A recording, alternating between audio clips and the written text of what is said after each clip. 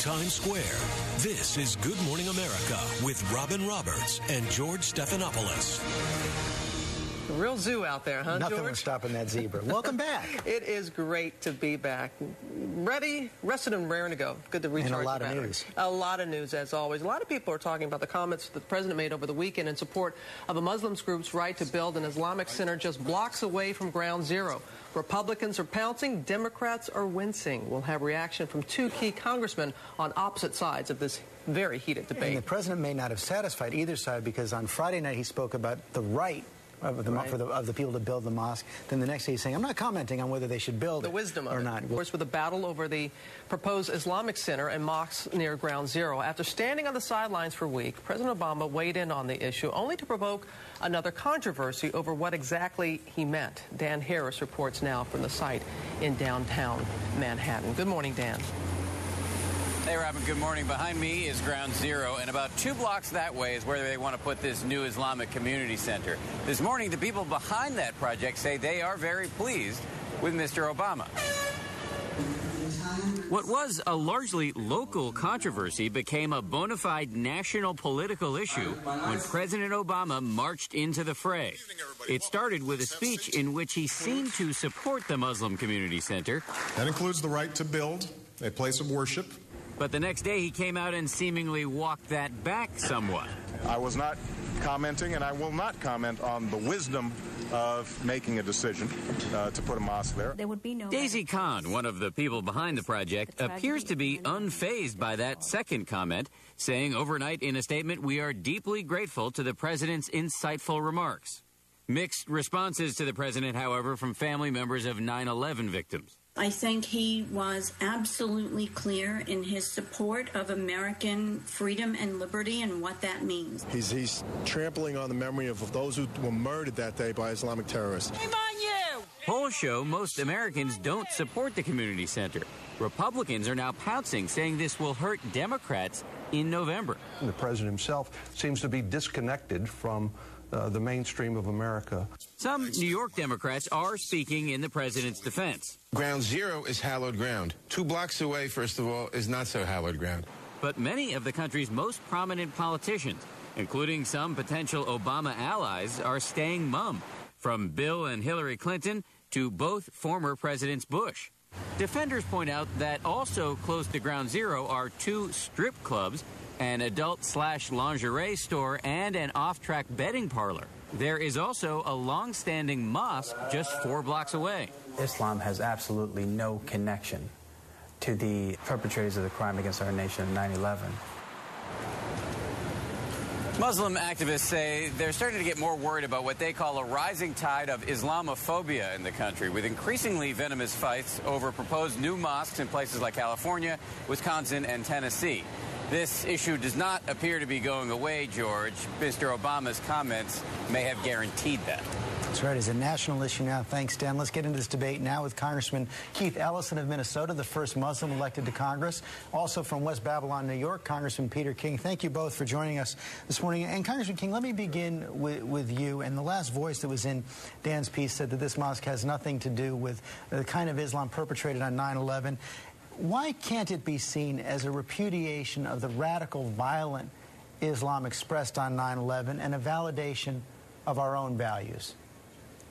Well, George, I represent so many people who lost family members on September 11th, and to them, and I believe rightly so, this is looked upon as just like an intimidating presence. There's a 13-story, $100 million building they're proposing, and to have it that close to Ground Zero just strikes them as being extremely insensitive and uncaring. And as far as the mosque itself, I mean, I have Muslim leaders in my district who do say good things about this imam, but the fact is, George, he was on television after September 11th talking about the U.S. being an accessory to 9/11.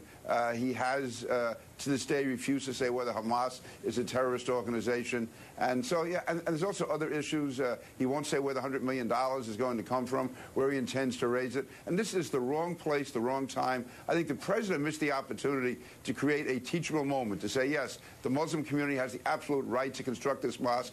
They should also take into account the feelings of those who agree and have meetings, set up meetings and try to find another location. That would do more to bring about interfaith harmony money than anything. I mean, Keith Ellison and I can talk on the floor of Congress, so this is not something that has to go on forever. I think it's a moment that the president missed an opportunity. Well, let me get a response from Congressman Ellison, because the president did not address the wisdom of building this mosque. But a lot of commentators have looked at this and said perhaps those who want this mosque to go forward should follow the example of Pope John Paul II, who, when a couple of nuns wanted to create a convent at Auschwitz, he said, no.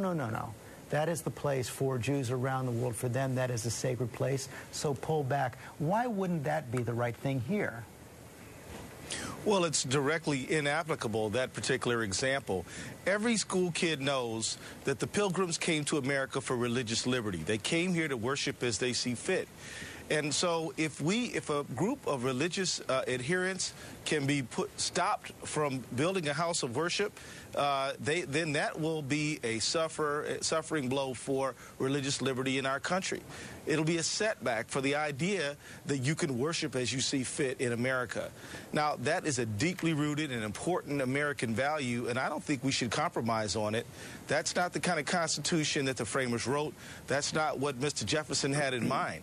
And so I would hope that Representative King and I could come together and agree that this idea of religious liberty is too important to compromise. And if you don't let this Islamic Community Center go forward here, why would people around the country say that House of Worship should go forward anywhere?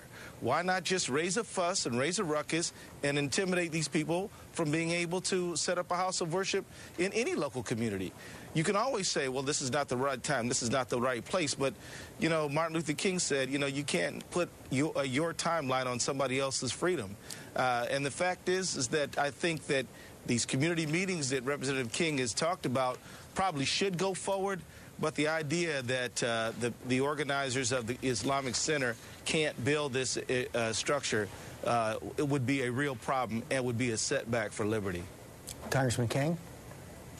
You know, with every right, there's responsibility. And to me, the responsibility here is for the Muslim leadership to realize the tremendous hurt, the tremendous insensitivity, the anguish this is causing to so many people. And to have such a large structure within 2 blocks of ground zero just sends exactly the wrong signal. If we really do want to build bridges, if we really do want to bring communities together, this is entirely the wrong way to do it. No, the Muslim community has the right to do it, but I think the responsible thing to do is to move it away, which is, again, I think the Auschwitz example is applicable here, because many Catholics were also killed during the Holocaust. But the fact is that was largely the Holocaust. We think of it as being Jews being killed, more than 6 million Jews, the inexplicable suffering they had. That's why the Pope asked the nuns to move that convent away from Auschwitz. I think it's the same here. To have that symbol there is just causes so much anguish. But Congressman Ellison, let me let you get the last word.